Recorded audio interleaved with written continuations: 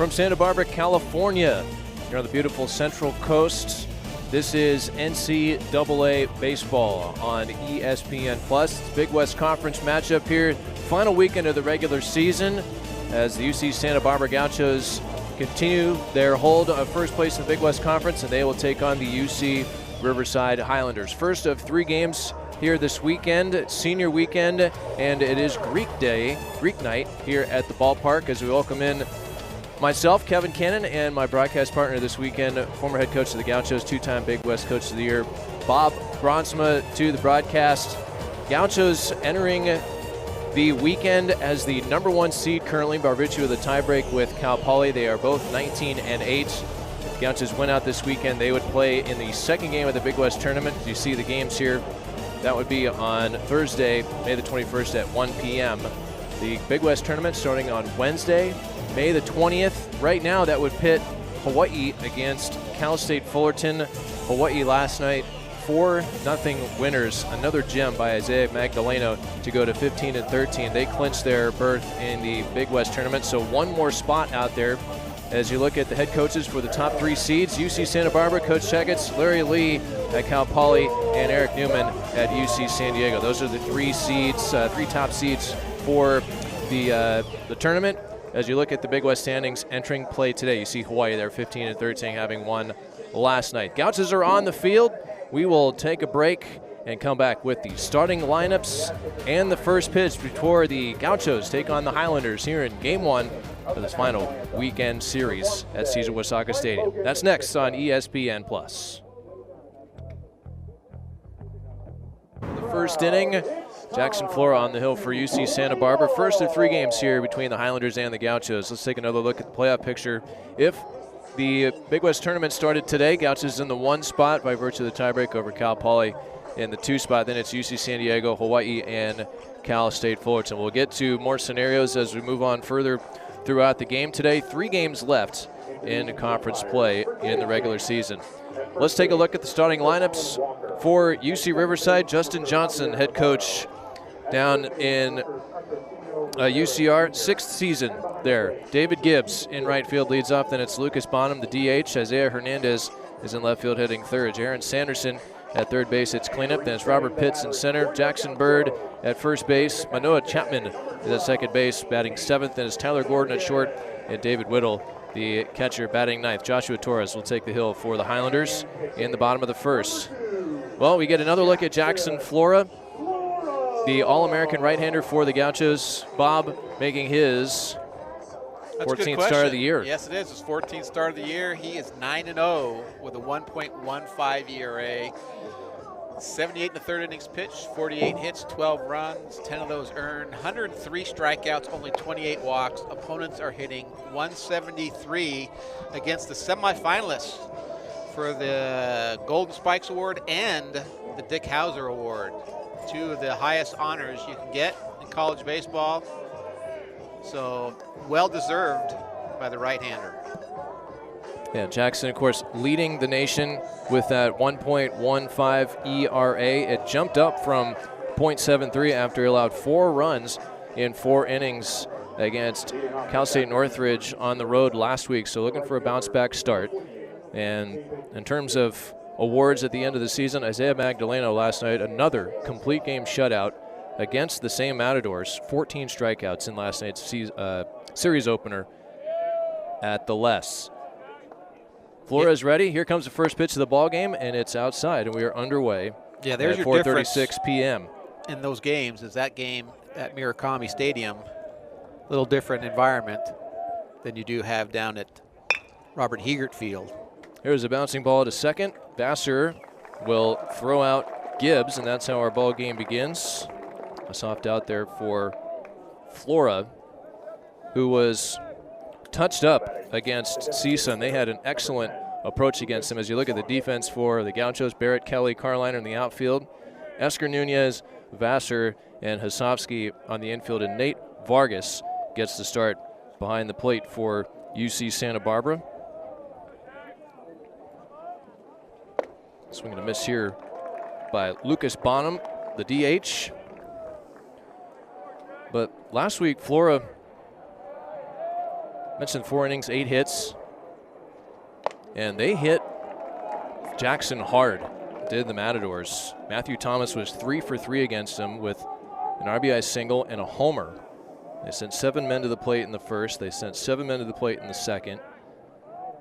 Here's the 0-2 and a swing and a miss by Bonham. And a quick 2 outs here for Flora. Well, I watched part of that game, and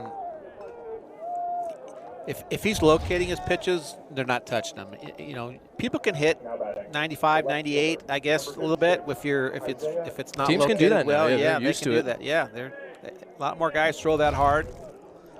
The last one was 98. Yeah, location is pretty key no matter how hard you throw. And he's come out a little juiced today, 97, 98, a couple 98s. We've talked about Jackson's competitiveness, and I guarantee you he did not rest easy after that start last week, where it either looked like Cisa knew what he was throwing or he was leaving everything out over the plate. It's a 99. That's 1-2 to Isaiah Hernandez. But everything was squared up. They were spitting on breaking balls. They were taking fastballs to the gaps. It was a very good approach by the Matadors last week. Here's a little pop-up down the left field line. Barrett was shaded that way, and along the bullpen mound makes the catch.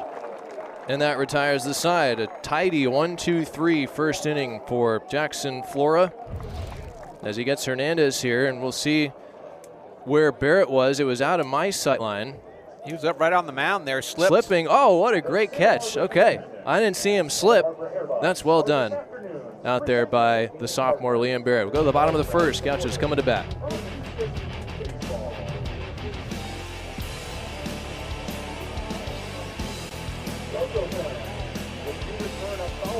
Santa Barbara. Let's look at the starting lineup for UCSB. Under head coach Andrew Checketts, Liam Barrett leads off in left, and it's Corey Nunez right there playing short, batting second. Nate Vargas, the catcher, hits third. Rowan Kelly in center will be the cleanup man today. Then it's Will Vassar at second, Nick Kosofsky at first. Cade Goldstein back in the lineup as the DH. Xavier Esker will play third and bat eighth, and Noah Carliner will bat ninth and play right field behind Jackson Flora today. Joshua Torres on the hill for UC Riverside. Yeah, Joshua making his 14th appearance. This is his 9th start. He's a 1-4 record with a 6.33 ERA. That's in 54 innings pitched, 71 hits, 47 runs, 38 of those earns. He has 33 strikeouts and 29 walks. Opponents are hitting .317 versus Joshua. Torres coming off of a start last week against UCR. Check that, UCI. Pitching for UCR, of course. 4 1/3, 6 hits, 7 runs, 6 earned, 5 walks, and 2 strikeouts for Torres, who will face Barrett, Nunez, and Vargas here in the last of the first for UC Santa Barbara. Couches in the creams, UCR in the alternate blacks with gray pants. As Barrett looks at a strike. Liam hitting .348, 8 doubles, couple of homers, 15 RBIs. Got the 3-run rally going on Monday against CBU in the 8th inning. Chops this one slowly. Torres with a long underhand toss to get Barrett for out number 1. And here's the defense for UC Riverside. That is Gibbs in right field. Pitts in center, Hernandez in left. Then across the infield, Sanderson, Gordon, Chapman, and Bird with David Whittle. Behind the plate for Justin Johnson's Highlanders. 15-34 on the season. 10-17 in Big West Conference play. They lost 2 out of 3 last weekend to the Anteaters. First pitch strike at 88 there to Corey Nunez, hitting .326. 8 doubles, couple of triples, couple of homers. Corey has really come on in conference play this year. And he pops this one up. Behind second, ranging out, and bobbling it is Chapman, and it's going to fall. And Corey will reach. And Chapman had that the whole way and hit the heel of the glove. Yeah, I mean, sometimes you're concerned about the guy closing in on you, but I think he called it right away. It's just one of those times that either it hit the heel or it popped out. And we'll see here, just kind of closed it too soon. And E4.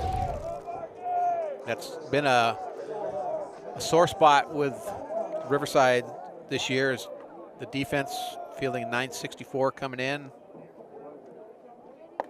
And Vargas takes a strike. Varg, 256, had a quiet weekend at CSUN. 8 doubles, 7 homers, 29 RBIs. This misses away from Torres.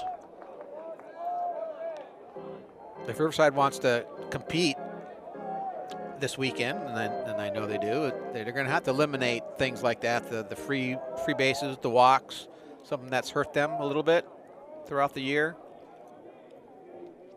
1-1. Popped up. Shallow center. Long run for Pitts. Going out is the shortstop, Gordon, and he makes the catch for out number 2. UC Santa Barbara, they bring an 8-game winning streak against UCR into this series. Their last loss was Friday night at the Plex in 2023. An extra inning game, 5-4. As you look at Justin Johnson there. Number 3, Rowan. 6th season. They're at UCR, so pop out, and here's Kelly. Takes outside. Well, so Barrett out in front, Nunez out in front, Vargas out in front. First 3 batters here against Torres.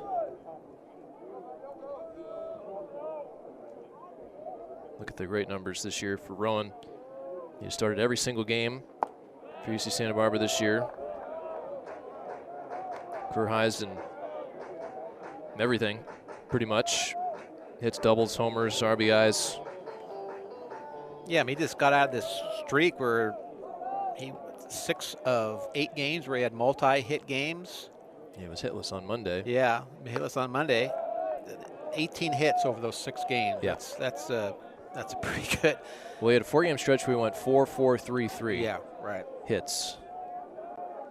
Get the average up to 347. Yeah, it bumped a 40-point bump in your average. That's hard to do 50 games into the season.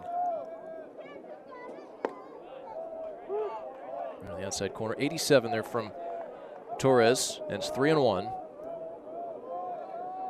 Vassar would be next here in the last of the first.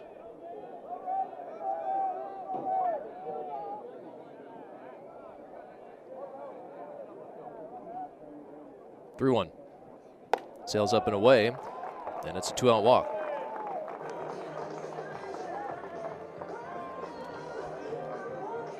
So that brings up Vassar with runners at first and second. Torres did pitch in last year's series. In the Saturday game, he went 3 1/3, allowed 6 hits and 5 runs. He walked 3 and struck out 2. Behind Matthew Flores, who was having an outstanding year for UCR in 2025, but was dealing with some arm ailments and only went 1 in that start. Strike to Vassar.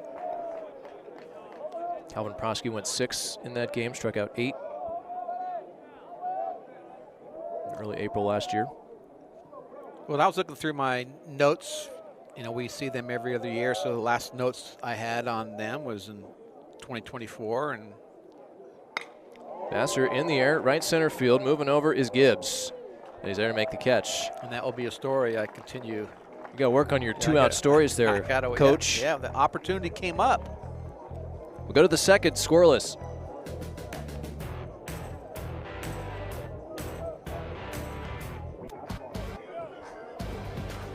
Beautiful day here in Santa Barbara. Marine Layer has burned off here at the ballpark. So look at the starting pitchers for today's game, Torres and Flora. I mean, with all due respect to Joshua Torres, you put most of the pitchers in the country up against Jackson Flora, and Jackson's numbers are going to draw your eye towards his. The 1.15 ERA and a 9-0 record. Going for win number 10 today. Sanderson, Pitts, Bird for the Highlanders. Sanderson, 273. Second on the club with 6 homers, chases the high fastball. And it's 0-1. Didn't get to it when Bonham hit in the first, but Bonham leads the Highlanders with 9 home runs. They've hit 32 as a team. Another swing and a miss, and it's 0-2.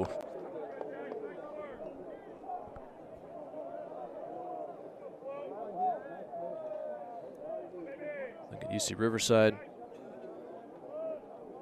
Last week at home, got boat raced by Irvine in the first 2 games. This is pop foul and out of play. But then on senior day, yeah, they stepped up.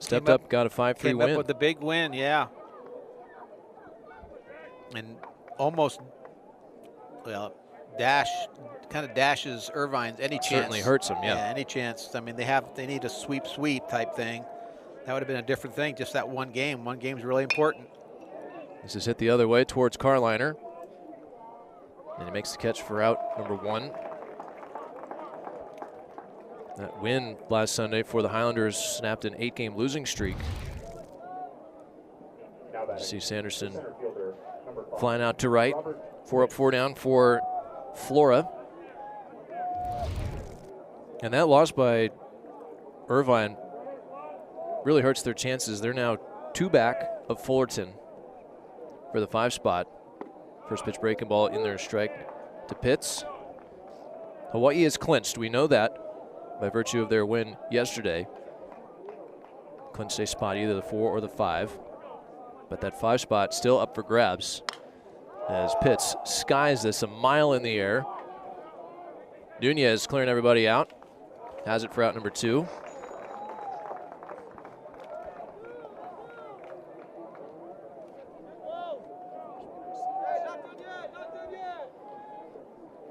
So 2 down for Bird.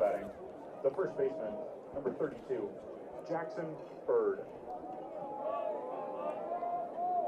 A good start here for Flora. Just 15 pitches through the first 5 batters.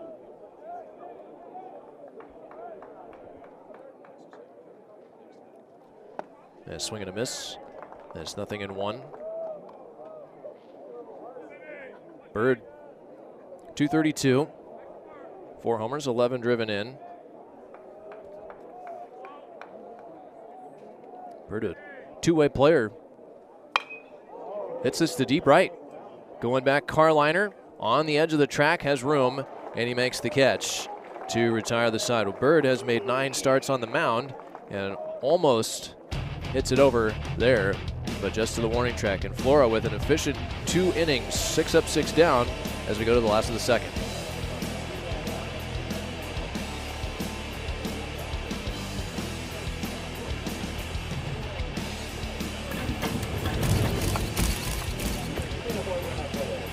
West standings. Top 4 teams have clinched a spot in the conference tournament next weekend. The 1 spot remaining is at 5 spot, currently held by Cal State Fullerton, who is on the road this weekend to take on UC San Diego.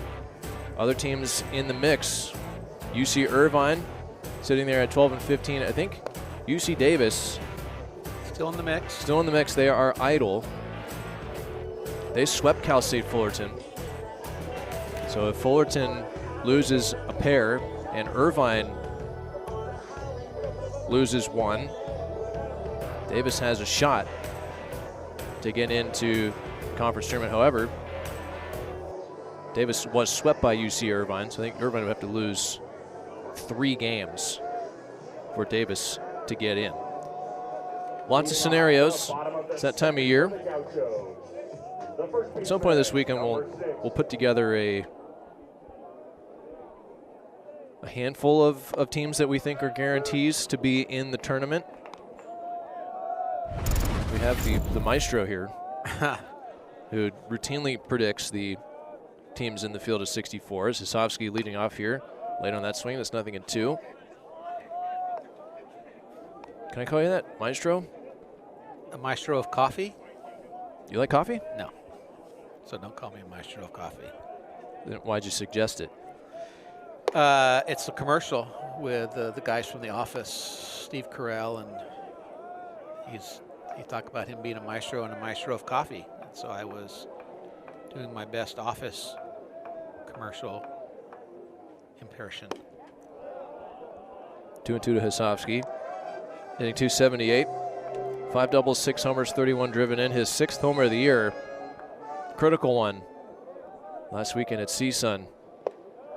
As he takes low and away. There's a go-ahead 2-run homer in the 8th inning on Saturday that helped secure the series for the Gauchos. His first long ball since March 1st. 3-2 in the dirt. So leadoff walk. Second walk issued by Torres. Guess I need to catch up on my Office references. It's a commercial. It's a recent commercial. It's I don't know what channel I'm on that shows it. Clearly you still have cable and still watch commercials. That's accurate. I'm very old school. Do you have a clicker? You still scroll with the clicker? A channel changer? Yes, I do have one of those things. That's how you change. A remote? A remote. That's how you change the channels. And you can go from your Netflix and all those other things. Nice bunt right there. Tough play. Oh, great pick. Great throw to first. Good pick by Bird. That's Goldstein beats it out for the time being. That's a reviewable play, in my opinion. Coach Johnson is going to ask for review. It's a great bunt there by Goldstein. You see him deadening it there, and we'll see the stretch from Bird. Oh, yeah, plenty of time. I think this will be a quick one. And it'll be a sacrifice bunt for Cade Goldstein. Keith Gibbs, Alan Walker, Javier Navarro, and Patrocinio Rivera Jr. Umpiring crew this weekend. That was an outstanding play by Sanderson right there, because that was deep. Not only was it deep, it's a long way to go. It's a long way to go, and it was like a perfect bunt. And you know you're throwing that ball that's gonna run on you into that, potentially into the baseline, and then you got a good pick by Bird.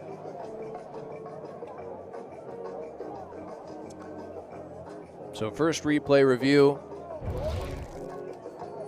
of the weekend here in the last of the second. I think it's pretty clear there. Yeah. And quick review. Cade was calling himself safe before he hit the bag. I like that. Confidence. And the verdict is out.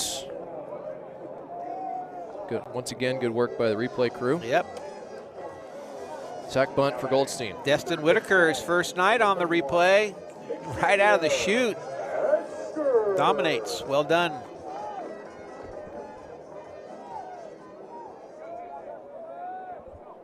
So here's Esker with Hosofsky at second.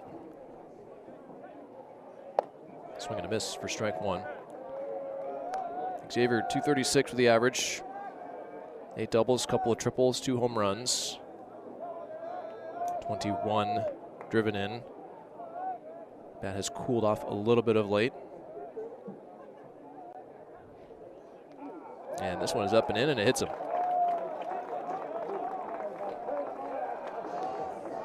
So another free base runner issued by Torres.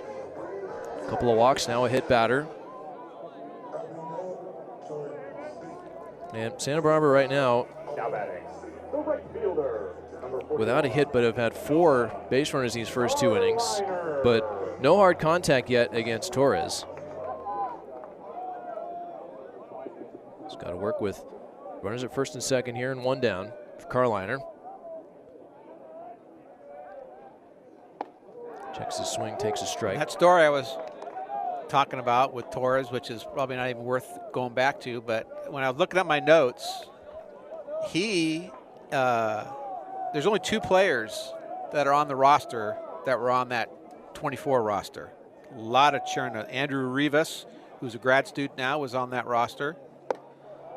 And then Joshua Torres. So a lot of turnover over a course of 2 years. Torres did pitch in that series against the Dodgers, the Gauchos. I mean, same colors, but yes. You know, I mean, and he also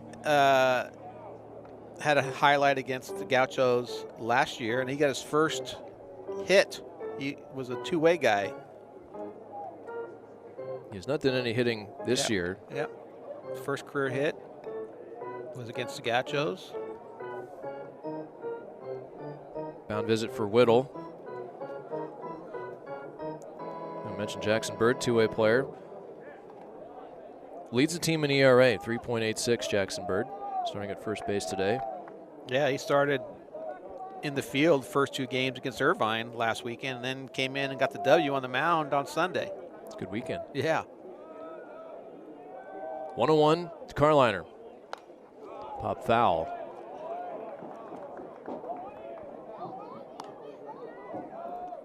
Oh, Coach Checkett's out near the mouth of the dugout. Checking his watch, going, what's taking so long here? He's rocking the Maris optics, like many of the Gauchos. Yeah, sunglasses. He's gone with them all year, it seems like. 1-2, very close, just off the plate.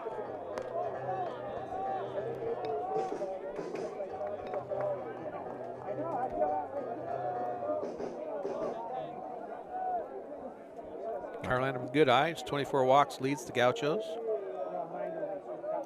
2-2. Popped up. Left side of the infield for Sanderson. Big infield fly rule in effect there. Yeah, you got to And there's pitch a two hit down. there. Breaking ball kind of caught the middle of the plate, but just enough out in front to get Carliner.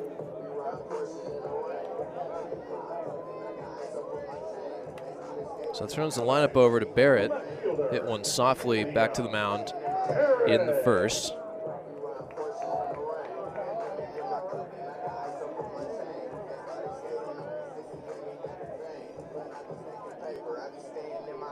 Santa Barbara controls their own destiny in the Big West Conference towards a regular season championship finish.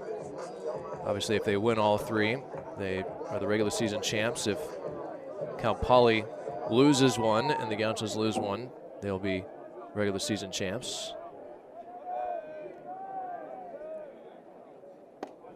Changeup is away.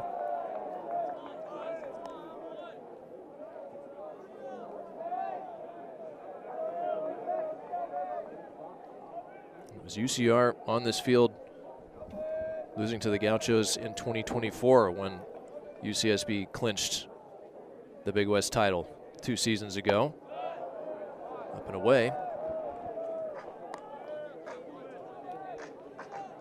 2-0.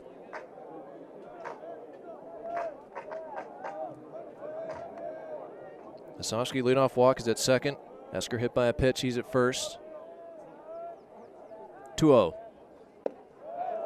That change is low. Yeah, just low. Good look pitch. 3 balls and no strikes.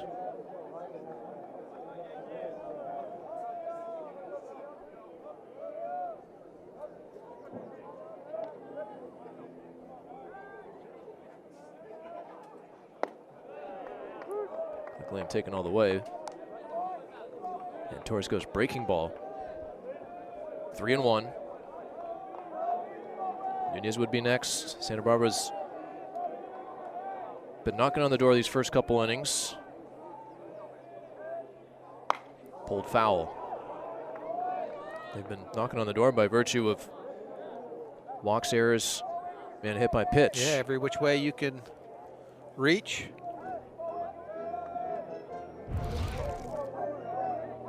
See Lamb there out front. Well, he has had him out in front, so they haven't been able to time him very well. We'll see how that changes maybe second time through. Runners will go, and it's taken outside. It's a walk to Barrett. That'll bring assistant coach Troy Percival to the mound. Longtime big leaguer, World Series champ, former head coach of UCR. Now back on the staff as the assistant. Yeah, quick visit. And Troy, the head guy from 2015 to 2020.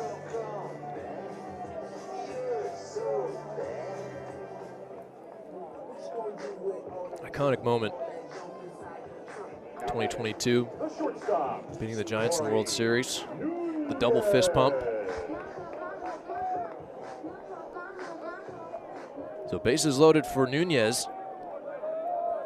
Reached on the error by Chapman in the first. Pops it up on the first pitch. Bird straddling the bag, makes the catch, and that retires the side. And Joshua Torres, in the first 2 innings, has left 5 runners on base and has not allowed a run despite 3 walks and a hit batter and an error. 3 runners left for the Gauchos as we go to the third. Your local Chick-fil-A is a proud sponsor of UCSB Athletics. Outstanding pitchers that towed the rubber here at Cesar Wasaka Stadium. 3 of them first-round picks: Tate McGreevy, Bremner. Bieber, of course, 4th-round pick, Cy Young Award winner, and Jackson Flora on the hill today, projected first-round pick. McGreevy today, 6 innings, 5 hits and a run against the A's in Sacramento, coming off of a 6-inning shutout, 9-strikeout performance against the Padres back in his hometown. Yeah, love McGreevy, loved him when he was here. I've been saying this for years, and people laugh at me, I'm sure. Everyone laughs at you. Yeah. He's a poor man's Greg Maddux. He's got command. He feels his position well. He makes the ball move both ways. Maybe not as much as Maddux, but he's a guy that's going to win a lot of ball games because he knows how to pitch. He feels his position. He's just a guy you like to have on the mound. 1-1 here to Manoah Chapman. Check the swing, it didn't go. Chapman, Gordon, Whittle. Bottom third of the order for the Highlanders. Numbers on Chapman. 8 doubles. This sure didn't go there. 2-1 off the end of the bat foul. And it's 2-2. Was it you who was telling me you watched the first inning today? I watched a couple innings. I don't know which if they were the first 2 or. Well, he gave no, up I didn't watch the first run because he gave up a home run. I turned it on just after that. Swing and a miss here, and Flora picks up his 2nd strikeout. Yeah, he gave up a home run and gave up 3 hits total in that first inning. Got a double play. Typical And didn't have some feel. He Yeah. didn't have feel for the zone, and then settled in, went 6. That's a disappearing slider there. And slider at 89. Got the slider and the sweeper. Sweeper a little bit slower than the slider. And we'll see how many. We haven't seen a lot of change-ups. Changeup hasn't been his best friend his last few starts. Well, it was his best friend for a while. When at the beginning of the year, he was dominated with him. Tyler Gordon up there, no balls and a strike. Backdoor with the breaking ball. Man, it's 0-2. Right on the black. Let's look at that's the 5-10 delta to Salt Lake. 0-2. Strike 3 called. Perfect pitch from Flora at 97. Outside corner, back-to-back strikeouts to start the third. This is Paint. Now batting, the catcher, number 24, David Whittle. So 2 up, 2 down for Flo. And here's David Whittle.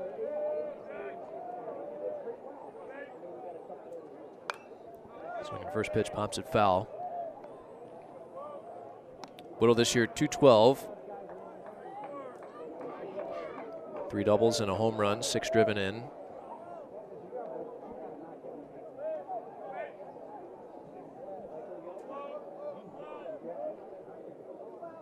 Swing and a miss, 0-2.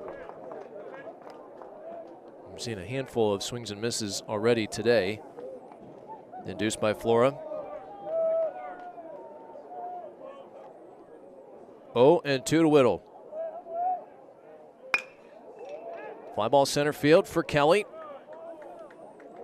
And he makes the catch. And it's another neat and tidy 1-2-3 inning for Jackson Flora. A couple of strikeouts. He's got 3 through 3 shutout innings for Jackson Flora.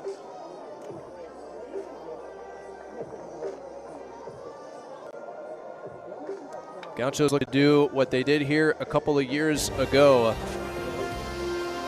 where they defeated UCR in the final weekend series to secure their Big West Conference Championship. Aaron Parker with a homer to the left, and then Jonas Sebring broke a 3-3 tie right there. And then in the 7th, it was big Ivan Bredauer, one of his 15 homers, to put it out of reach there. The Gauchos dogpiled here at Cesar Wasaka Stadium as Big West champs in anticipation of hosting the regional. That was quite a year here at Cesar Wasaka Stadium. Flora getting the trophy right there, center of your picture in his freshman season. That was a pretty good club. A number of those guys off playing professional baseball right now. I know Ryan Gallagher promoted to AAA, Matt Ager promoted to AA, Aaron Parker a couple of home runs in AA. So that was a memorable year, no question about it, as we go to the bottom of the 3rd here. But what do you remember about 2024, Coach? Well, it was a great team, no question about it. Special meaning to me personally because having the regional held here, and that was a small part of, of kind of arranging it, getting it all set up with my AD role at the time. But just seeing the success of that in itself was really something special, because where this field and facility and program has come here, we've had some great teams here in the past, would never even remotely have a shot at doing what that was. And to see it actually come to fruition with this beautiful field and how it's really developed was really special. I remember us having a conversation about that, kind of in anticipation of, it was like a day or two ahead of time, and then reflecting on it afterwards, and just how special it was. I can't really pick another word other than special. It was a special season for the Gauchos. The field rebuild, traveling all over the place to practice, then going undefeated at home, winning their final 22 conference games. Vargas in the air, deep right field. Gibbs is going to turn and watch this one fly off the top of the video board, and it's 1-0 Gauchos. 102 miles an hour off the bat, 432 feet. 8th home run of the year for Nate Vargas.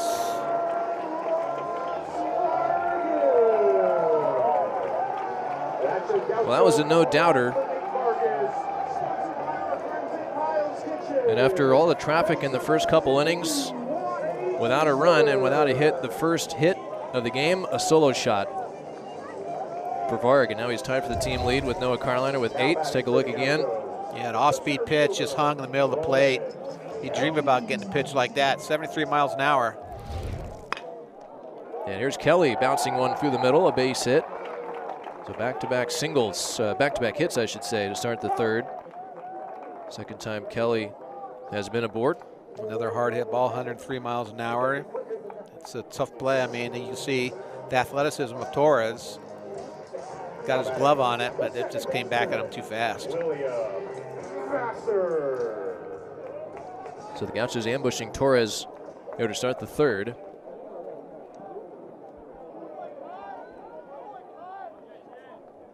Brings up Vassar, who flew out to right in the 1st. Runner goes, it's hit and run back to Torres. He's got it. He's going to go to second for 1, and the turn to first by Chapman. That was an excellent double play turn by the Highlanders. Yeah, just like that, yeah. 2 away. And Torres says if he didn't remember I am a good athlete, he proves it again. It's good work on a better play, and a good footwork as well by Chapman. Well, this has been a whirlwind of a bottom of the 3rd. Solo homer, single, and then that double play, all in consecutive pitches. Yeah, 98 miles an hour off the bat. That was 5 miles an hour slower, which allowed. Here's Osofsky driving at left center field. Moving over Pitts, and he's going to have room way out there in deep left center, and that retires the side. I feel like that was a 4 or 5 pitch inning for Joshua Torres. Nate Vargas puts the Gauchos on the board with his 8th home run of the season. A no-doubter, 432 feet to right. 1-0 UC Santa Barbara going to the 4th. Santa Barbara Athletic would like to welcome the GCSB affiliates. The affiliates are dedicated campus members and celebrate connection. 1 run, 2 hits, no errors for the Gauchos. No runs, no hits, and an error for the Highlanders. Jackson Flora has gone 9 up, 9 down. 3 strikeouts.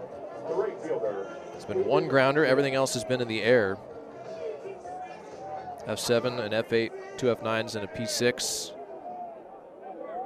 Gibbs, Bonham, Hernandez. First pitch break ball to the back door there to Gibbs. And it's 0-1. Gibbs bounced out to second in the first.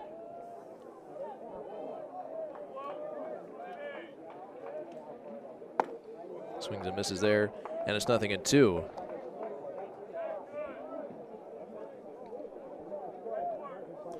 Gibbs went 3 for 5 on Saturday versus UCI. Pretty close, just off the plate.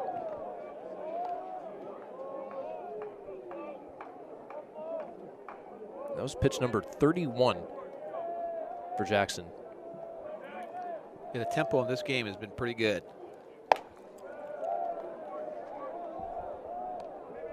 2-2 now. Careful. Careful there, coach. That's not a jinx. 2-2. Just because he throws 1 ball. In the air, right center. Moving back, Carliner. And he's there to make the catch. Noah was shifted way over towards right center. And in the end was positioned well there for Gibbs. They had him positioned towards the left, the opposite way in the outfield. Now batting. Well, the first couple of balls Lucas Bonham. were kind of by him, so I think they were kind of playing on that philosophy. That if he gets on at barrel, he's going to barrel it the other way. It's Lucas Bonham. You see the face shield. Front door breaking ball for a strike.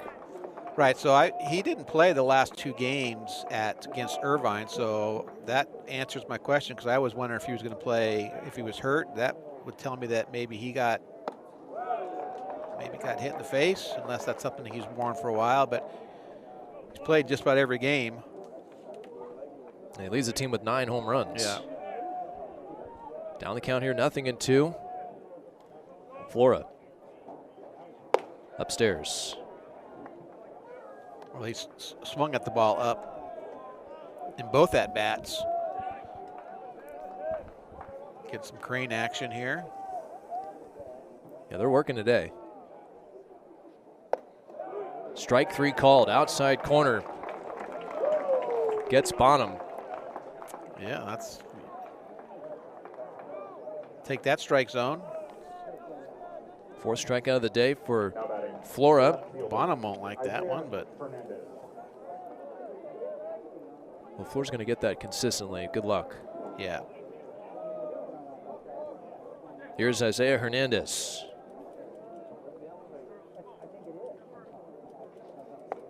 Tries to go back door there and a miss. 1-0. Hernandez flew out to foul territory down the left field line where Barrett slipped on the back of the bullpen mound and made the catch. Pops this one out of play.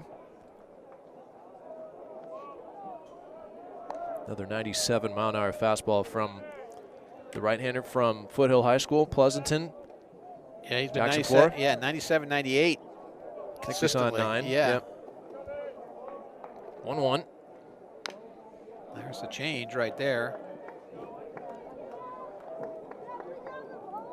You say he's been struggling with a change. Maybe he has, but still has a 48% whiff rate on that. That's the best of all his pitches.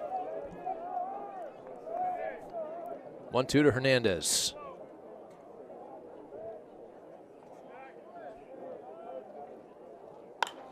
Another fly ball down the left field line. Barrett wasn't too far away, and he goes into a slide, and he makes the catch.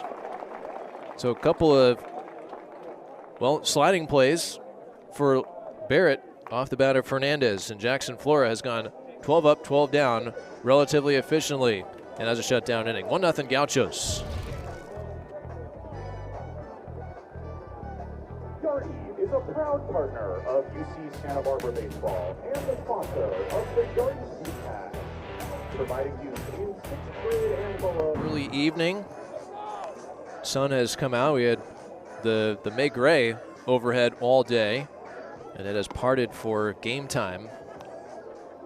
Gauchos leading 1-0 over UC Riverside here in game one. It'll be bottom third of the order. Cade Goldstein, Xavier Esker, Noah Carliner. And before I forget, Gianni Bloom wants to remind everyone that in 2022, when the Gauchos went 27-3 and won the Big West Conference, they clinched that title against UC Riverside as well here at Cesar Wasaka Stadium. Well, there we go. It's a trend.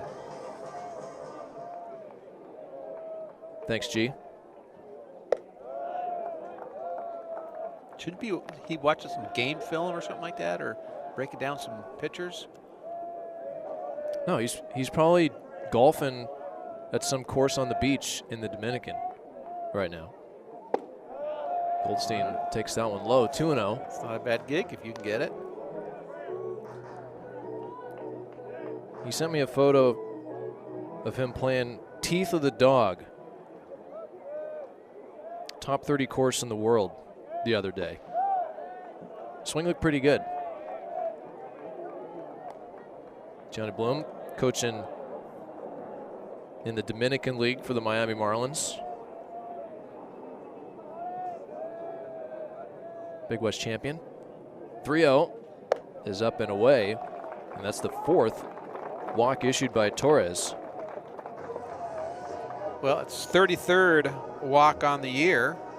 Now has 33 walks and 33 strikeouts. Not necessarily the ratio you're looking for, but he's been pitching around it. He's been competing and pitching around the damage. And the question is, how long can you walk that line? This Gaucho's looking to bunt here.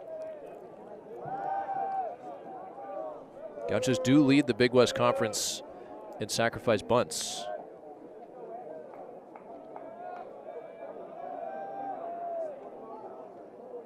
.47 on the season. That one is bunted through.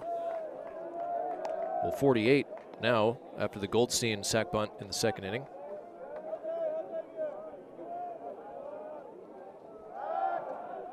Once more checking on Goldstein at first.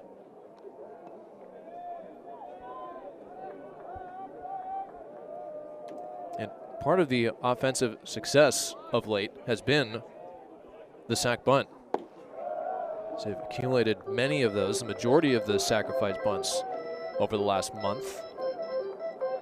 Well, they've had games where they've had 4 yeah, sac bunts. and it goes hand in hand with the fact that they're swinging the bat, right? But swinging the bat makes more opportunities to bunt. And also, when you're hitting the ball, that's more opportunities. You're going to be scoring those sacrifice outs. So sacrifice bunts are frustrating for those who, when they don't produce, but when they do produce, they're pretty fun to watch. This is up and in, back pick to first. Goldstein able to get in there. I think there's going to be some action down in the Highlander bullpen. Take a look at this again. Goldstein anticipating X getting it in play.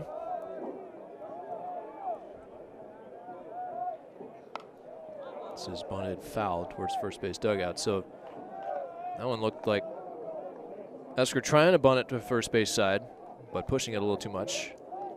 Shouldn't be any, your angle should be set right at the beginning. There shouldn't be any pushing. It's just catching the ball. Your angle should be set right away. And there shouldn't be any pushing or anything unless you're doing a push bunt. 3-2 misses in, and it's another walk issued by Torres. Back-to-back to start the fourth for Santa Barbara. And now let's see if Coach Fontino asks Carolina to bunt with runners at first and second. Well, he's bunt in this situation with a lot of guys. I wouldn't think he would do it, but I'm going to say no. Carolina does not have a sack bunt this year. He's going to do an inside turn here or something like that. No, he's showing. Bunted foul. So I get it.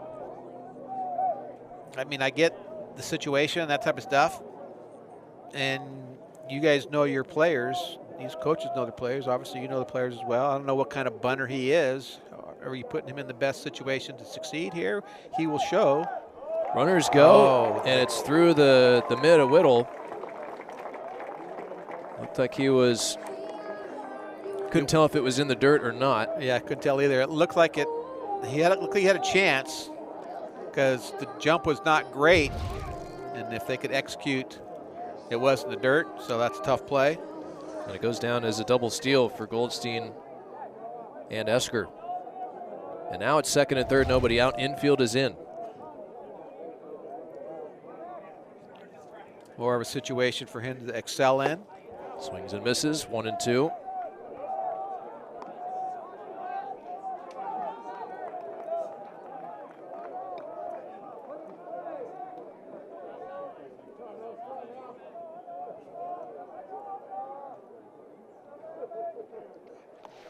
In the dirt, 2 and 2. Yeah, good job there by Whittle. So I'm looking in the record book. For sacrifice There's bunts. no single season team sack bunt listed where I think it should be. But do you know who has the single season record? Here's one of your guys. And late in your tenure. Late in my tenure. 2-2, strike 3 called inside corner there, and Torres gets a much needed strikeout for UCR. I would say Ryan Spielberg's had a lot of sacrifice bunts for me his redshirt freshman year. Good pitch right there. Perfect pitch, location. Comes from baseball lineage. Well, I would not say it would not be Lance Renicky. Or would it be?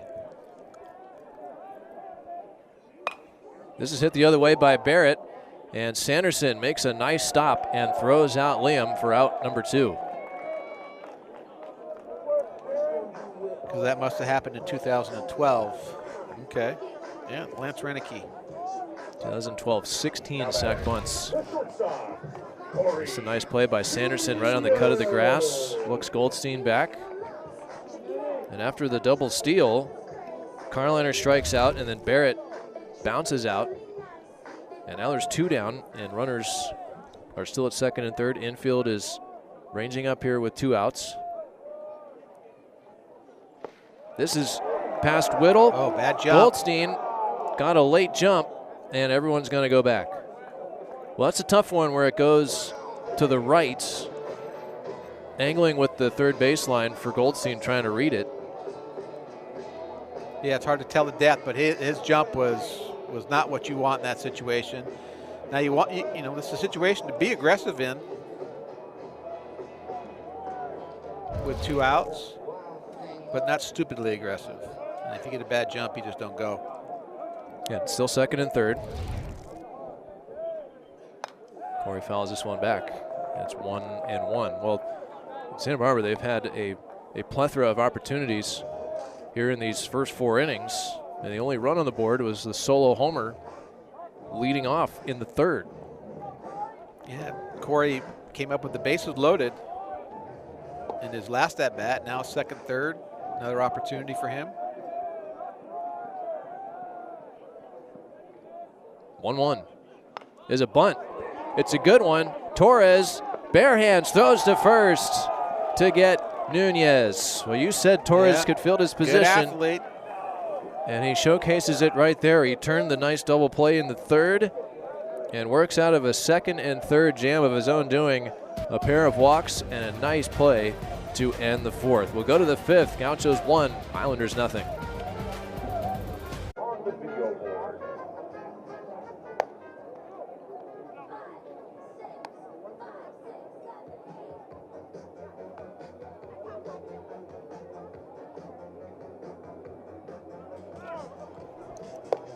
Well, the Gauchos leaving runners at second and third. Corey Nunez dropping an excellent bunt down, and it was matched by an even better play. The bare hand play by Joshua Torres, the pitcher.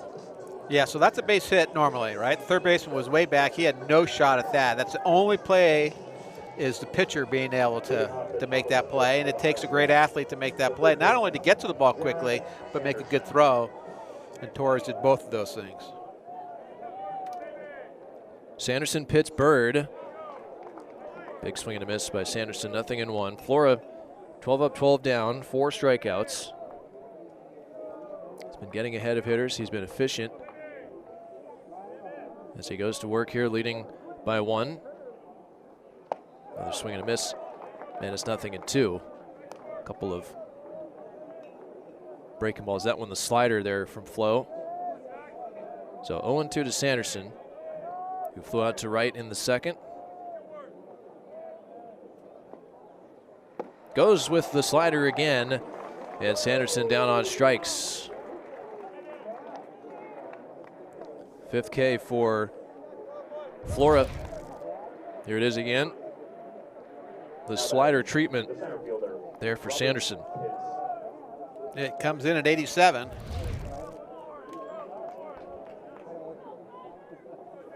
There's Robert Pitts, popped out to short his first time. Swings and misses. Another the slider. The slider's been another 87-mile-an-hour slider. Yeah, a good pitch for Florida today. Yes, it has been. And it's been set up by the plus fastball, right? The 97, 98 fastball pretty consistently. That might have been the sweeper. Still slider. Okay. Looked a little flatter, but I'll buy that with the spin rate. 5 straight sliders to start this 5th. Out of the hand of Flora. 0-2 to Pitts. Goes with it again, and it's another strikeout. 6 in the game for Flora. As he goes back to the slider, might have been a fake wipe there. Jackson Bird. And Pitts, no chance here, is out number 2. There's Jackson Bird. So of all the pitchers that we see, Flora wipes more than any of the guys on the staff. So with you saying the fake wipe, we used to have a sign for the fake wipe, which I'm sure you guys had as well, or have as well. I'm saying could have been. I don't know if it was no, or not, absolutely. Yeah, it's hard to tell without the signs, but it's obviously the pitchers are free to make, change the calls from Coach Checketts. Bouncer to first, foul. Yes. Or unlikely, or does he have more carte blanche because he's Jackson Flora? I think, guys, if you're seeing them in games, they probably have a little leeway to swipe. I think Jackson probably has more than others. Outside corner, and it's 1-2 to Bird. More paint.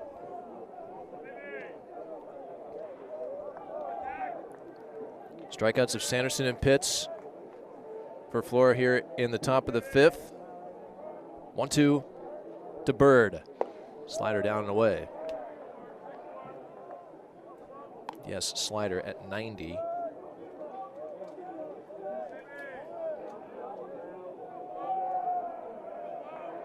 Three infielders to the right side here. Man, the 2-2. Upstairs. I overthrew that one a little bit.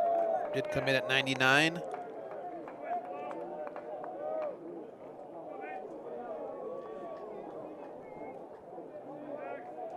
$14 straight retired for Flora. 3-2 to Bird. Pop foul.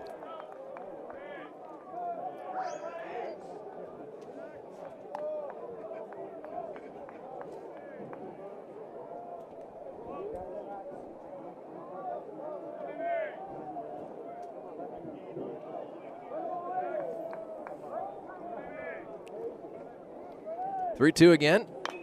What changeup? Yep. Chop foul. A 90-mile-an-hour change. Bird in a battle here. He flew out to deep right his first time.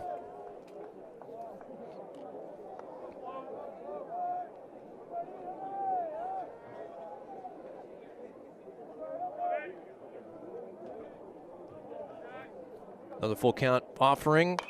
Pop foul. Yeah, good at bat right there. I was 99 down.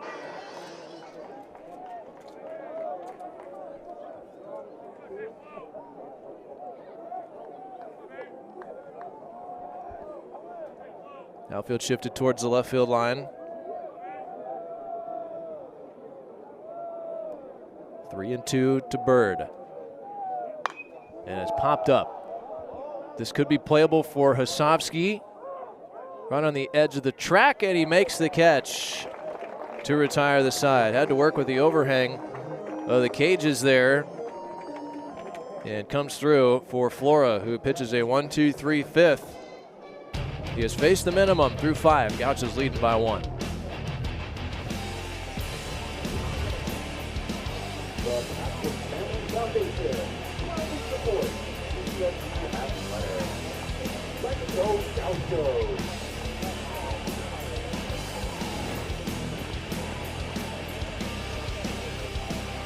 Here in the last of the 5th, leading 1-0. Vargas, Kelly, and Vassar.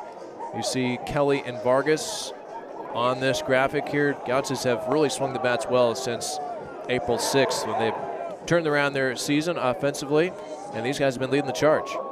Yeah, no question, and it's taken a lot of pressure off the pitching staff that they felt, I think, pretty much the first part of the season.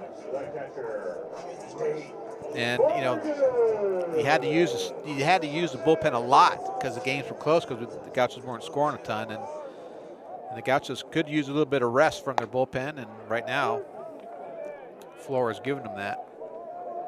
First pitch strike to Vargas. Well, Flora has 3 no decisions this year. One of them was his 12 strikeout, 7 shutout inning, 1 hit effort against Hawaii, where the Bows scored 2 in the 9th to win that Friday game 2-1. So look at the homer from the 3rd inning here for Vargas. Hanging breakable out over the middle of the plate. Torres knew it. Nate knew it. Torres here ahead in the count. 0-2. In the dirt. The other no decisions, 5 shutout against Oregon. That 4-0 loss, and 5 innings against UC San Diego where he allowed just 1 unearned run. This one is outside. And then, of course, last week where he allowed 4 runs and Gaucho offense needed to come from behind. Yeah, well, there's which they did. The Gauchos picked him up on that one, whereas those other 4 games, maybe not as much. Vargas again in the air to deep right. Gibbs at the fence. Looks like he has room, and he makes the catch. Good job by Gibbs, is getting to the fence, right? That ball's up there. Get to the fence, found the ball, made it look easy. Just a little bit under that one. I think he knew he didn't have it out of the batter's box there. Most of the time when you see an outfielder turn and run with his head down, it means trouble. But there, he knew it was high in the air, and he had time to get to the fence. Yeah, I mean, that's how you practice it. And, you know, turn and get to the fence. Okay, then you can come in and get it if you have to, but find the fence, because that's the biggest obstacle out there. Much easier to come in, make the catch, than go back.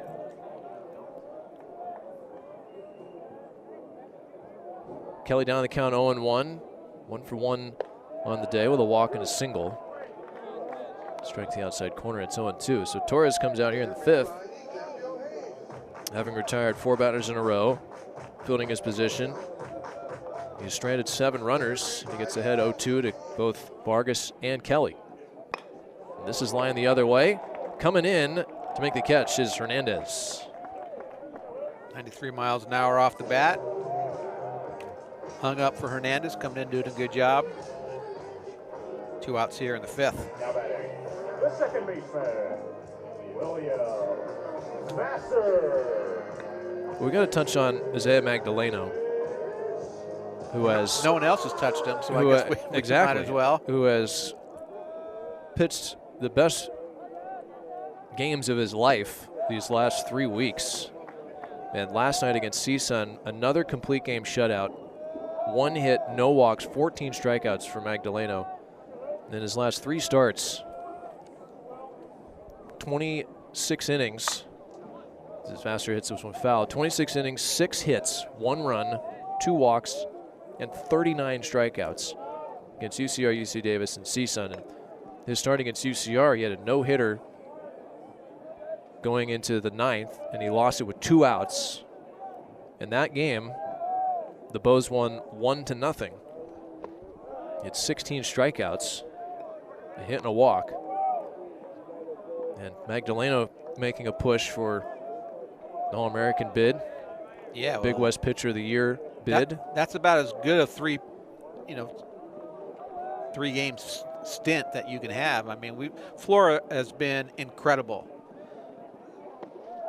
And he's got numbers to match that, but those you have to be honest, those are the 3 best games that you could have in a row. And you get rewarded after the first 2 with the Big West Pitcher of the Week award, and including both him and Flora have national Pitcher of the Week recognitions this year. And Vassar hard hit to second base, caught there by Chapman. we'll see what Flora can do to maybe one-up him for this week. Flora's been excellent today. Torres has pitched out of jams today, but didn't need to there in the 5th as he pitches a 1-2-3 inning. We'll go to the 6th. Gauchos 1, Highlanders nothing.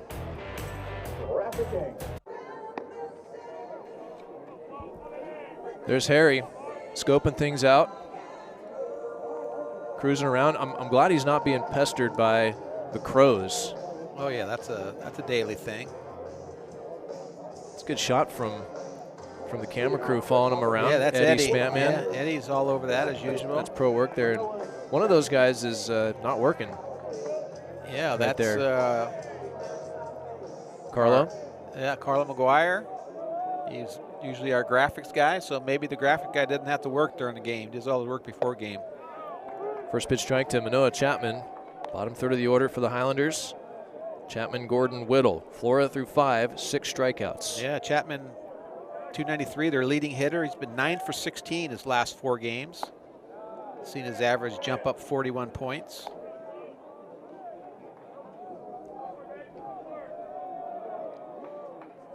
I want to say Flora through 5, 6 strikeouts. That's it. That's the line. Swing and a miss here, and it's 1-2. Pitch number 60 coming up. Chapman struck out swinging in the 3rd, and he swings and misses at an elevated breaking ball, and Flora picks up his 7th strikeout. Out number 1 here in the 6th.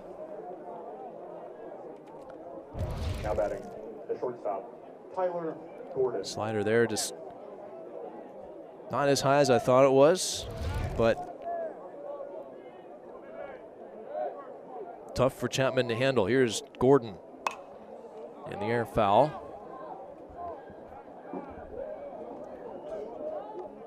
Gordon from Villa Park High School. Went to Vanguard his freshman year. Was the GSAC Freshman of the Year. That got him out to Miami of Ohio last year. Miami of Ohio is one of those teams battling to try to get into the NCAA tournament. Good pitch there. Backdoor breaker. Backdoor breaking ball to the lefties has been a good pitch for Jackson today. 4 lefties in the order for UCR. 1-2 pitch. Got him.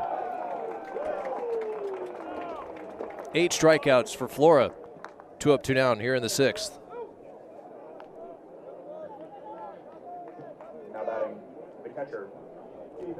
Whittle. Here's David Whittle.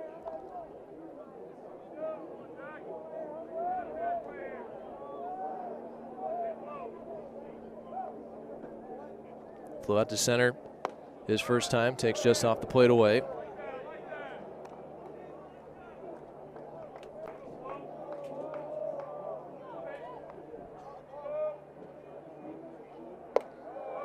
That one up and in.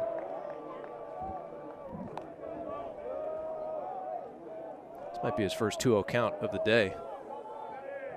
Jackson Flora. Swing and a miss, 2-1.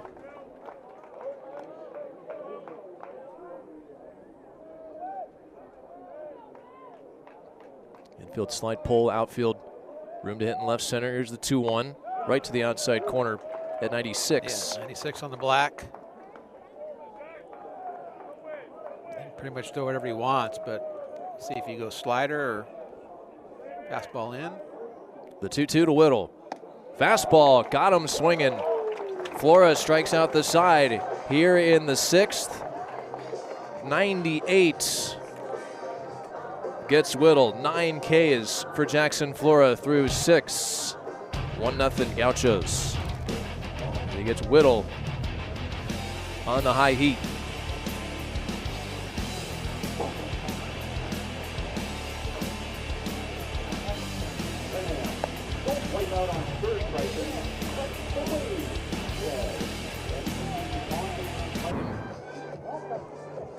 Gauchos at 30th, and they have been very successful against teams in the bottom parts, quadrant 4. If you're looking at the RPIs, they're 14-5 against teams in quadrant 4. 4-6 against quad 1 teams. They have the 2nd-ranked non-conference strength of schedule and the 7th-ranked non-conference RPI. Both of those were 1-1 for a lot of the season. But a strong resume still for UC Santa Barbara. 3 games remaining, including today in the regular season. There are a lot of huge games this weekend. A lot of, these last weekends, for these teams that are on the bubble and are trying to secure things. And they're talking about some big teams. For me, that SC Oregon series is huge. USC is up in the northwest at Oregon.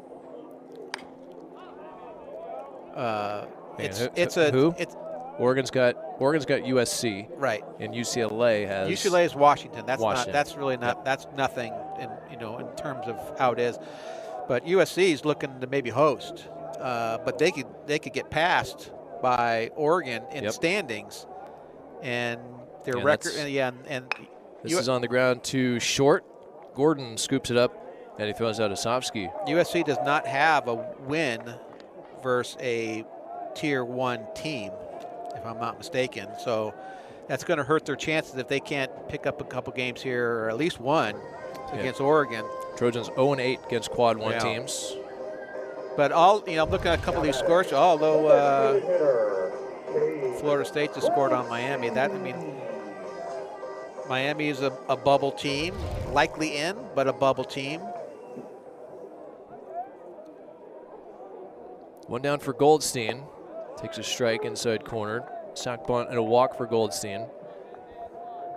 Yeah, right now SC 19-8 in the Big Ten, and they hold the 8th-ranked RPI. Oregon at 19, and they're 18-9, a game back of the Trojans. Right. So if they win the series, and Oregon has handed UCLA their first conference loss of the year. Correct. Last weekend. So Oregon. So for me, I think one of those teams is going to host, and I think the winner of this series is the host. I like that take. You had scared me though a little bit. Pitch up at the top of the strike zone there, about you saying about their facility not quite ready, their batting cage isn't done, and that type of stuff. So their ability to host.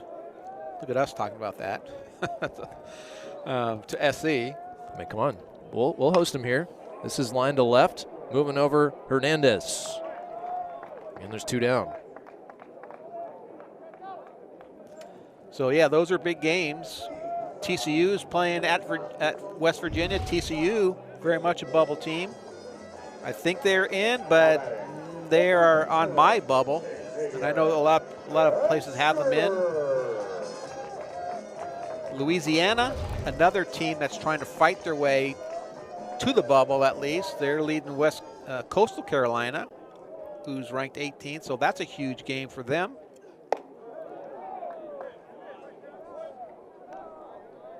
Coastal, I think they were flirting with hosting Coastal's at some point, but they've fallen a little bit. But Southern Miss is in second place, and they have a better RPI. So I don't think both those teams are going to host. And you go, I think if Coastal loses a couple games here or whatever against Louisiana, that's going to put Southern Miss as a likely host. I think their RPI was 9 last time I checked. 9th. Yep. And they have the number 1. Right, strength of schedule, non-conference RPI. Right. Yep. So 1-1 to Esker, pop foul. 1 and 2 here. 2 outs, nobody on. I think Southern Miss would be. I think the people at least putting this thing together would much rather see Southern Miss win that conference, because I think if you win a conference, that deserves something. It should mean something. 1-2 check swing, high fastball, didn't go. For example, I think you can check my work here, that Georgia has a 14 RPI last time I checked.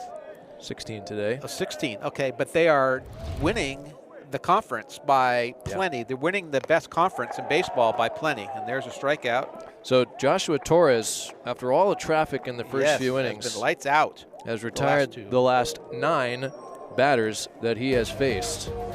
And it is still 1-0 Gauchos as we go to the 7th.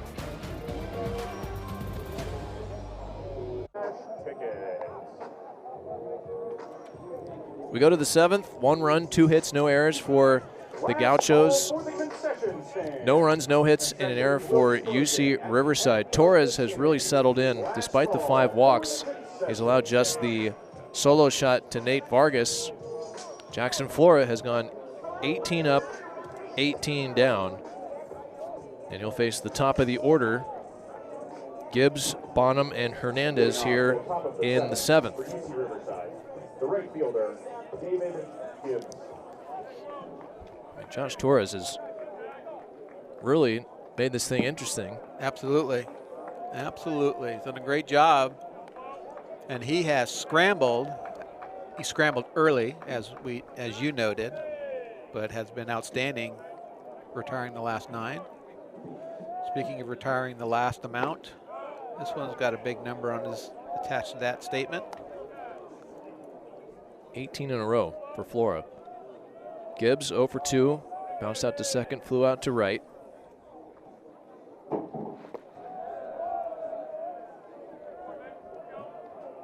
Two and 1.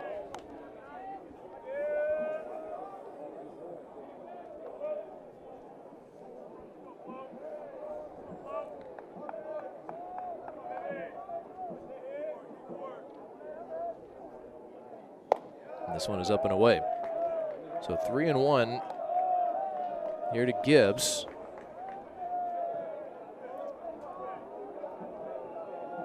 See the pitch count for Flora. 3-1. On the ground, left side, gonna be a tough play for Nunez. And Osofsky with the pick at first for out number 1. Well, that's a great play, especially when the way things are going. You've retired 18 in a row. You need some special plays along the way to retire 19 in a row, and that's what we've gotten here. Star in the book here for this play, turned in by Nunez and Hasovsky. Great pick over there by Huz. In-betweener. That's how it had to be, right? He got rid of it as quickly as possible, Nunez did. And then Hasovsky did what first baseman was supposed to do, and those are save your infielders and your pitchers. There's a few stars in the book today. One on that play on the bullpen mound by Barrett in the first. 0-1, a swing and a miss by Bonham, and it's 0-2. And that play right there is a left-handed hitter, leadoff left-handed hitter. So that's you know, you got a guy that can run a little bit. 4 steals on the year. Once it's in play, time is of the essence. 0-2 is high. Did get in on him a little bit, so he didn't get out of the box as well. And that ended up maybe being the difference besides the great play on both ends of it. 1-2. Got him. 10th strikeout for Flora. 2 up and 2 down here in the 7th.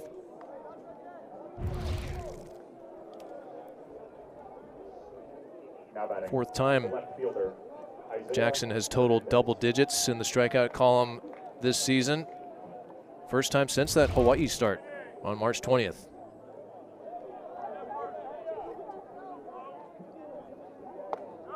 There's the first pitch, get me over, breaking ball to the left-hander. Isaiah Hernandez, 0-1. Couple of flyouts to left for Hernandez. 0-1. Hit in the air, center field. Should be routine for Rowan Kelly. Jackson Flora is through 7 shutout innings. He has faced the minimum, picks up his 10th strikeout of the ball game as it's 7th inning stretch time. Gauchos leading 1-0 over UC Riverside.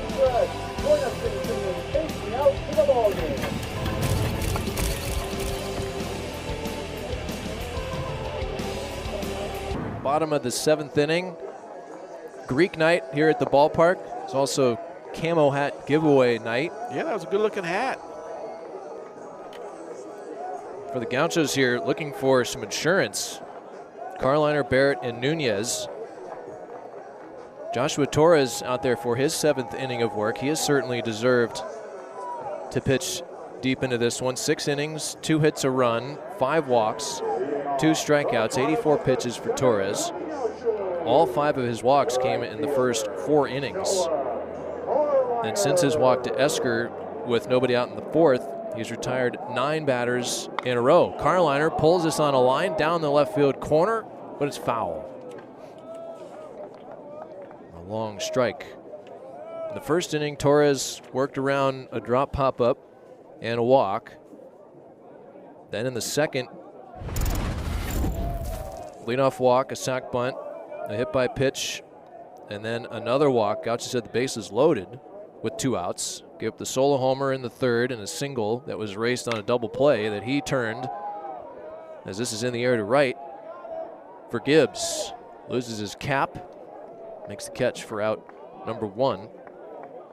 Carliner 0 for 3. And then in the 4th inning, he had back-to-back walks to start the inning.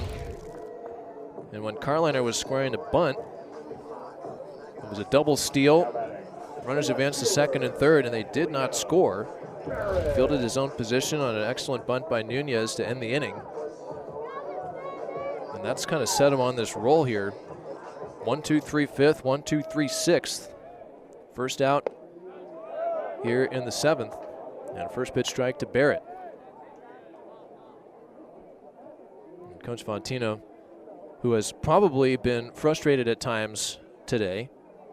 7 runners left on base in the first 4 innings, just 2 hits. Uses an offensive timeout here. Well, so just trying to 4th time through the order here.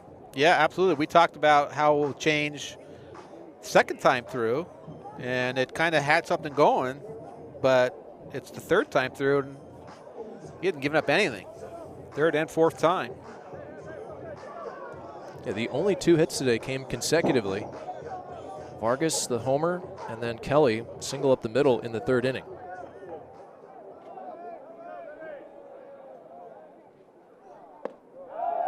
Check swing on a breaking ball that was low and away, didn't go. It's 1 ball and 1 strike here to Liam Barrett, who's 0 for 2 with a base on balls.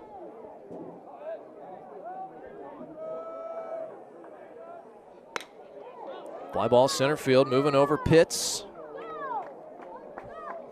2 down.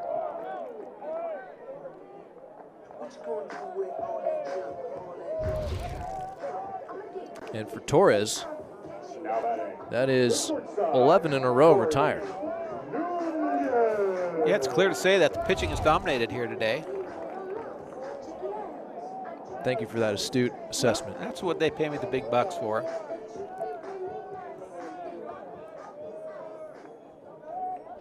Corey has reached on an error. Popped out and bunted, and he grounds out here.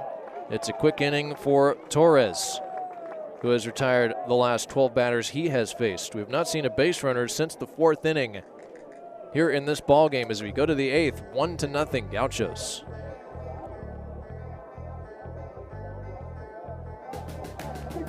And Bird. I hope folks at home know how to read, because that's the last time that happened. Yeah, I got Mark Allen's number on my speed dial right here, so we should be okay. 7 innings for Flora. 21 batters retired in a row. He has 10 strikeouts. And he's sitting on 80 pitches. Here as we start the 8th. Live stat says 84. Scorebook says, live stat says 80. Scorebook says 84. This is hit the other way, and it's a fair ball inside the bag there for Sanderson. And Carliner has trouble with it. It's going to carry him out of play, and it'll be a ground rule double for Sanderson. Okay, well, that's an interesting ruling there. Yeah, because it deflected? Because he knocked it into there, right? So you can make an argument that it's 2 bases from where he knocked it in.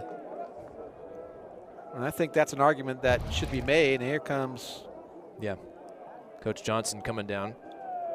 So Carliner goes to get it. It bounces up off of his glove and then out of play. Right. So I think he should get third base on that. But I don't know. I'm not familiar with exactly what the rules are. Well, I haven't seen that happen where it deflects off of a runner. Well, say, for example, on a pitch, right? The pitch that is bounces off the catcher and rolls to the dugout. If the ball rolls from the dugout, it's just 1 base. If the catcher runs and he knocks it into the dugout, it's 2 bases. It's 1 from the mound, 2 from the field type thing. So that's 2 from the field. This is popped up foul by Robert Pitts. Well, that breaks up the perfect game and the no-hitter. And I won't. For Jackson Flora, 21 batters in a row retired. We're not going to put that on anybody if you're superstitious.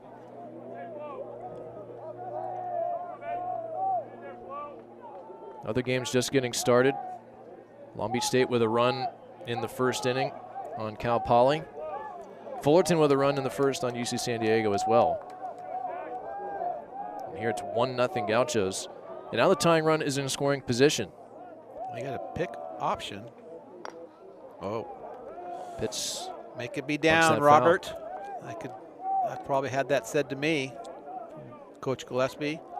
Yeah, you probably used your full name, You're too. going nowhere until that ball is down. Your job is to sacrifice yourself, see the ball down before running. 0-2 to Robert Pitts. He's 0 for 2 with a pop out and a strikeout. So first time Flora has been in the stretch today. First base runner of any kind for the Highlanders. Pitts squaring with 2 strikes. And he bunts. He pops it up over to third. Esker makes the catch for out number 1. Well, good pitch right there. Pitch went fastball up, or slider up, I should say, but it was up in the zone. And that's where you get your pop-ups. Normally you go fastball in those situations. But either way, the pitch up in the zone got the desired result if you're a Gaucho fan.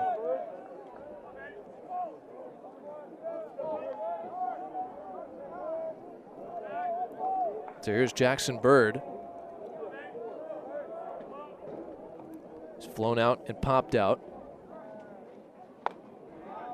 Takes that break ball to the outside corner.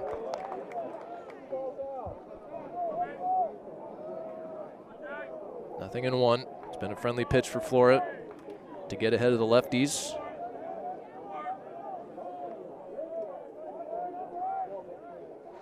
And a swing and a miss. Pulled the string. Nothing in 2. 4 other games just getting started. Hawaii and CSUN later tonight from Les Murakami.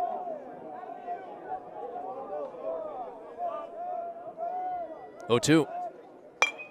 On the ground, diving stop. Nunez to his feet, throws to first. Not in time, but that might have saved a run. Well, it definitely saved a run, and I think Bird was making the turn on that play. That made it a lot closer. Great play by Corey Nunez. And we'll see. I don't know if we get a replay of Bird coming out of the box. If he, take a look at it here, hits. Well, I'm not going to see that. Great, there, yeah, right there. Absolutely he did. And Nice just beat it. So infield single. Yeah, the shift hurts the Gauchos there. Infield single, runners at the corners here for the Highlanders, who to this point had nothing against Flora, not even a base runner. And now a leadoff double and an infield single. And they are 90 feet away from tying this ball game as that gets the bullpen going. Cole Triba there and Chase Hoover. And Coach Checkett's coming out. Flora running into trouble here in the 8th. And this is when you go to the performance today from Joshua Torres. Yes, absolutely.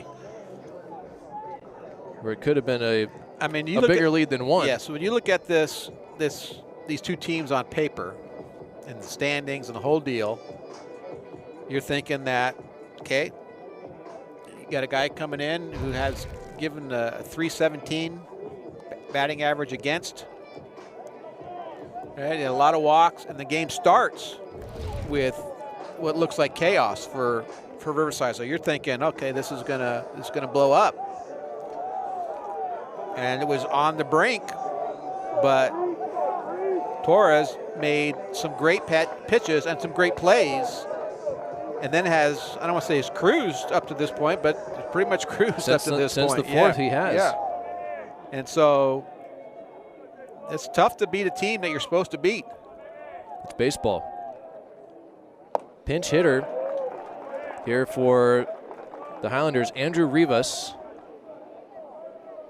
Graduate student, slick fielding first baseman from Newberry Park. I remember Andrew well from his last visit here. Down the count, 0-1.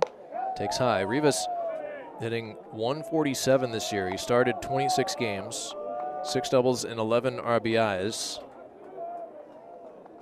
Pinch hitting for Chapman in the 7th spot, with a chance to tie the game. 1-1. Misses away. You have Chapman, whose last at bat I was touting as their hottest hitter, right? He was their leading hitter coming in, but also he had come in swinging the bat well. But the move is for Rivas. 2-1. Slider swung on and missed.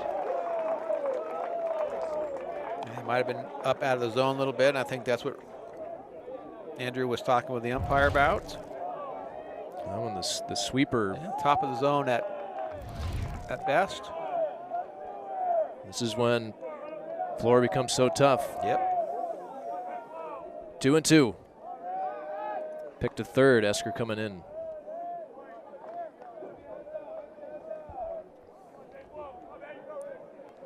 And since Riverside has mustered nothing, got runners at the corners here. Depending on your confidence in your base runners, could run something here. Maybe not with 1 out. 2-2 pitch. Strike 3 called. Perfect pitch on the slider at 91 there from Flora. 2 down. Big pitch at the right time. Both pitchers have come up big. And we got another hitter. It's not going to be Gordon. Yeah, Esteban Sepulveda.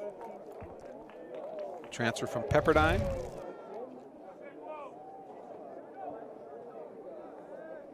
Your attention, please. Pinch hitting for the Highlanders. Number 30. So Sepulveda. Esteban Sepulveda. Pinch hitting in the 8th spot for Gordon. Hitting 256. 6 doubles, a home run, and 13 runs batted in.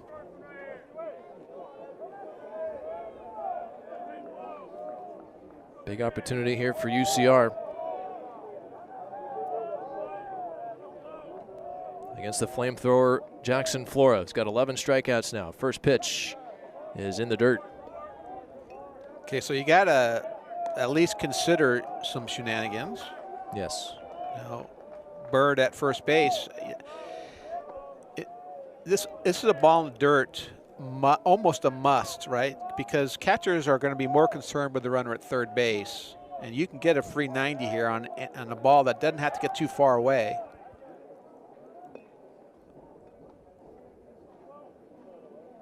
Bird does have 2 steals. That'd probably be something that you might look at, that coaching staff might consider when it gets deeper in the count. 1-0 to Sepulveda. And he hits it in the air to left field. Moving over, Barrett. And he's there and he makes the catch.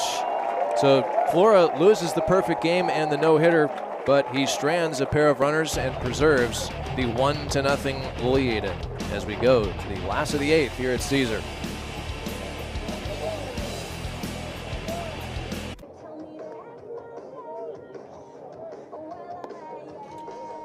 It's been a pitcher's duel today here at the ballpark. Been a quick one. Yeah, the most excitement we've had are these pitchers pitching out of jams, right? It's in all sorts of trouble. Flora was in there with runner on third base, less than 2 outs. And he comes up big like he has all year. And you could say the same thing for Torres, who's had a couple of those situations. Bases loaded on one, and then second, third with 1 out. Joshua Torres, season high of 7 innings twice. A win against Long Beach State on April 17th, 7 innings, 3 hits, a run, 2 walks, 7 strikeouts. And then he was on the wrong end of the Magdaleno almost no-hitter a couple of weeks ago on May 1st. 7 innings, 5 hits, a run, 2 walks, and 6 strikeouts in that loss against the Bows. So how about that? Torres has gone toe-to-toe with the best in the Big West. And he has, now the perfect game is over, you could say that Torres has almost matched Flora pitch for pitch, despite the 5 walks. He's given up just 2 hits. Well, it's a bottom line sport. Doesn't matter how it looks. It's just what the result is, and his results have been outstanding. Vargas, Kelly, Vassar. Vargas hit one to the fence his last time after he hit it over the fence in the third. The only run of the game. 8th homer of the year for Nate Vargas in the bottom of the third. This is a shot to center. Nate Vargas with a few hard hit balls today is 2 for 4. Yeah, after a hitless weekend last weekend. Well, speaking of Torres, tough part of the lineup here. He's gone as many as 112 pitches. Correct. But that was in 7 innings in that game against Hawaii. But they're certainly trying to milk as much as they can. I understand he's at only 93 pitches. So here's Kelly, 1 for 2. Squares the bunt, takes low.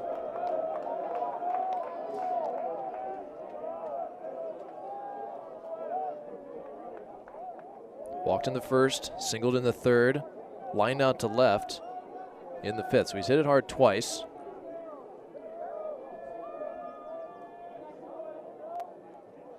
And he bunts.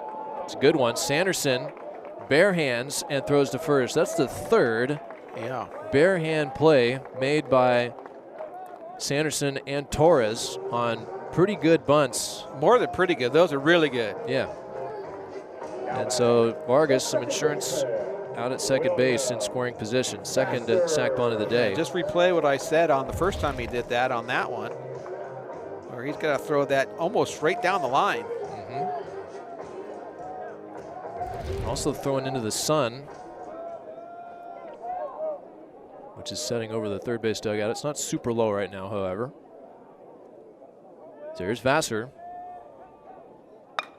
And he lines it center field, but right at Robert Pitts who makes the catch, and Vargas has to retreat.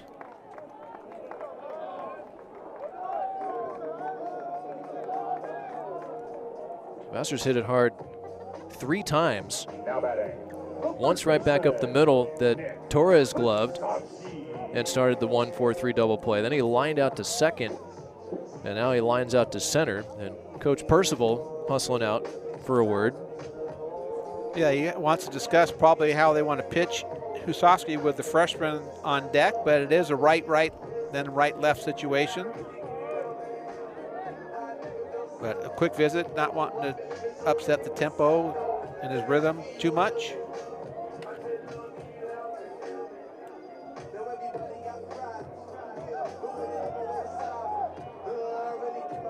Coach Percival coaching at his alma mater.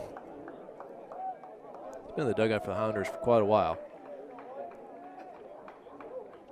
Here is Husofsky, takes high, 1-0. Well, he's done a lot for the program besides being in the dugout. He contributed a lot of money and elbow grease into building their offices down the left field line / locker room. 1-0. Husofsky high in the air, left center. Hernandez and Pitts converging. It's going to be Pitts to make the catch. Gauchos strand another base runner here in the bottom of the 8th. But they need just 3 outs to win game 1. And Jackson Flora is coming back out to try and finish the job. UCSB leading 1-0.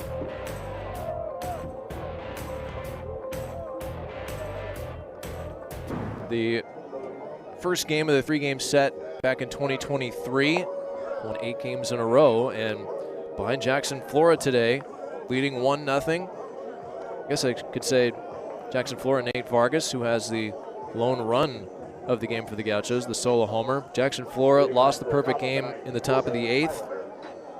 11 strikeouts, 1 short of a career high. And he's got 90 pitches, and he'll face Whittle, Gibbs, and Bonham, 9-1-2, here in the top of the 9th. First pitch, Whittle skies it. Foul ground near the clubhouse. Esker has room, can't make the play. And it goes for strike 1.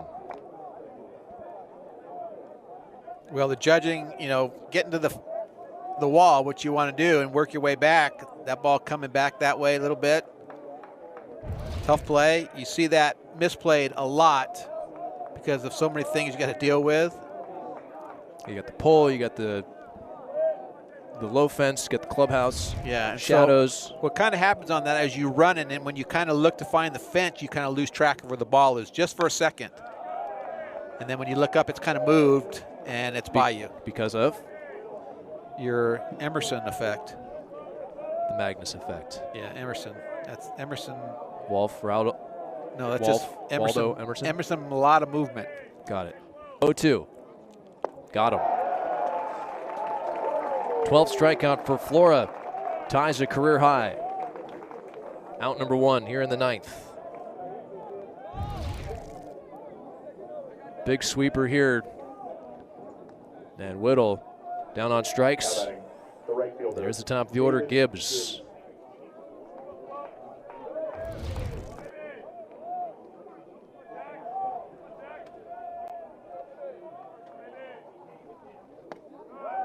Breaking ball, that one just missed.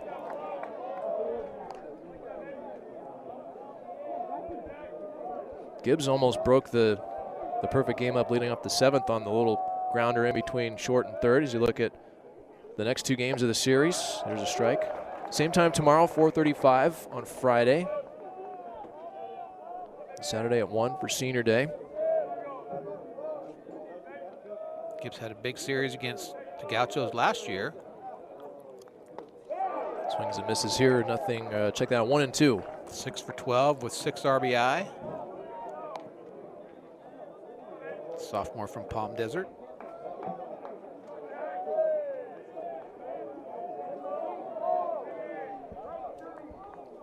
A ball and 2 strikes. This is down and in. He was saying that it got him. Did it hit him? Not selling it overly well. We can take a look at it. Well, if it did, he would have told the coach to check it. So I'm pretty sure it didn't.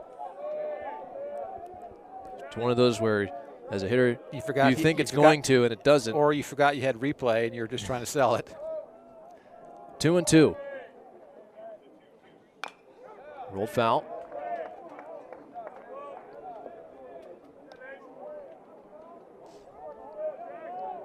Jackson approaching 100 pitches. Actually has eclipsed it with one out here in the 9th. Another 2-2 pitch on its way. Backdoor of the breaking ball, and it just missed.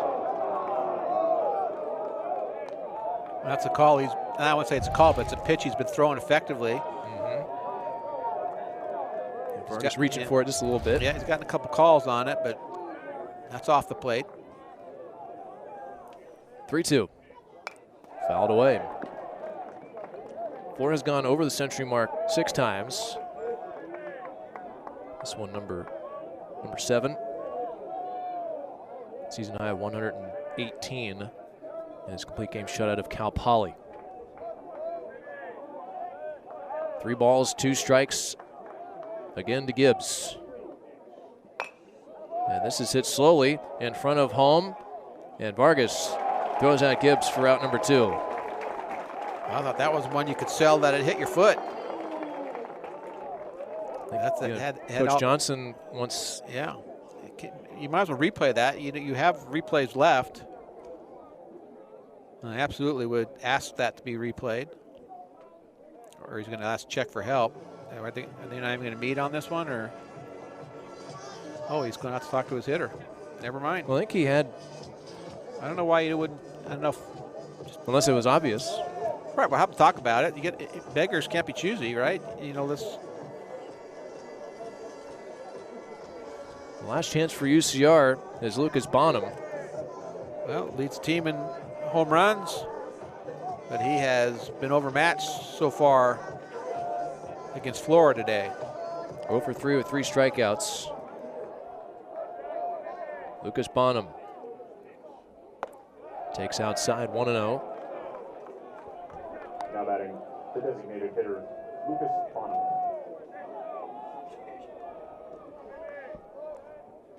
1-0. Front door breaking ball misses in. A day that has been dominated by the 2 starters, Joshua Torres for UCR, Jackson Flora for UC Santa Barbara. We're 2 hours into this game right now. 2-0 on the ground to short. Tricky hop for Nunez. Scoops it up with the glove, and he throws out Bonham, and that's the ball game. They're going to ask for a review. It's going to. I think he was on. First base coach was saying he was off. I didn't see it that way, but a delayed celebration, or maybe it gets celebrated twice. Celebrated twice. Yeah. I think that's what you got to look at it here. You can look at it any way you want. It's a tricky in-between hop for Nunez. But a good job sticking with it. So I think he's out. Obviously the throw beat him. The question is was his foot on the bag when he caught it, or did it get back? Yeah, did it come off? Maybe, but did it get back?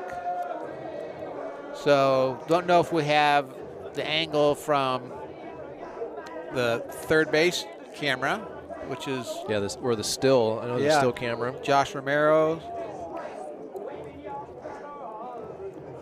Jackson looking over to his teammates I'm waiting for you guys. But ball is there. Now is his foot on the base there? It's tough to tell, donors. It's off there.